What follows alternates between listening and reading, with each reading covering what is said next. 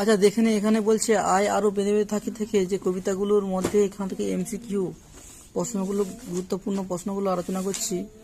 তো এখানে বলা আছে কবিতায় উল্লিখিত হিমানির বাঁধ রয়েছে হাতে হাতে নাকি পায়ে পায়ে নাকি মাথায় মাথায়। আচ্ছা, সঠিক উত্তর আমাদের পায়ে পায়ে হবে। আচ্ছা, এরপর আমি প্রশ্ন জিজ্ঞেস করছি, পায়ে পায়ে হিমানির বাঁধ, হিমানির শব্দের আক্ষরিক অর্থ কি? অপশন, হ্যাঁ, সঠিক উত্তর তুষার। এরপর আমি আলোচনা করছি, কবিতায় কবি কাদের শবদেহের উল্লেখ করেছেন, বুড়োদের নাকি শিশুদের নাকি? আচ্ছা, আমাদের পথ নেই, পথ শব্দটি কবিতাটি ব্যবহৃত হয়েছে কবার? এখানে দুবার। আচ্ছা, আমাদের কি নেই বলে কবির মত প্রকাশ? এখানে জীবন। তো উত্তর কিন্তু এটা ইতিহাস হবে কিন্তু। আচ্ছা, আমাদের চোখ মুখ ঢাকা, চোখ মুখ অর্থে কবি কি বুঝিয়েছেন বলো?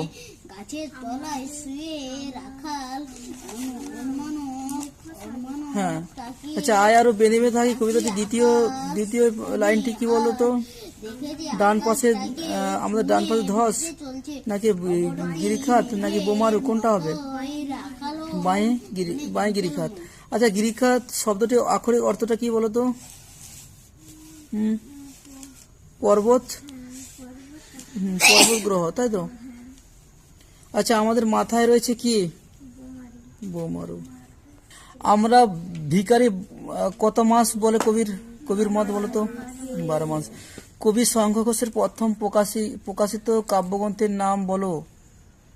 দিনগুলি রাতগুলি নাকি নিহত? একদম।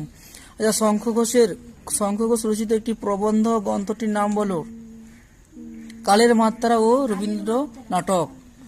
শঙ্খ ঘোষের ছন্দ নাম কি ছিল বলো? মৌমাছি, যাযাবর নাকি কুত্তক? কুত্তক হবে এখান থেকে। আচ্ছা, কুত্তক এখানে ছন্দ নামে লেখা শঙ্খ ঘোষের রচনাগুলির নাম হলো শব্দ নিয়ে খেলা, কথা নিয়ে খেলা নাকি হচ্ছে ওটাই উত্তর হবে। এরপর কি বলেছে এখানে?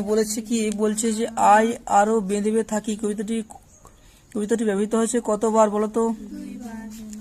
আচ্ছা, আয় আরো বেঁধে বেঁধে থাকি কাব্যটির অর্থ কি? দৃঢ় বন্ধনে আবদ্ধ হয়ে থাকা। আচ্ছা, আয় আরো বেঁধে বেঁধে থাকি কবিতাটি কবির কোন কাব্যগ্রন্থ নেওয়া হয়েছে বলতো? কোন কাব্যগ্রন্থ নেওয়া আছে? এটা যদি জলই পাষাণ হয়ে আছে, এটা গুরুত্বপূর্ণ প্রশ্ন কিন্তু। এবার দেখে নে, আয় আরো বেঁধে বেঁধে থাকি কবিতাটি কবি হলেন কে? কবিটা কে বলতো?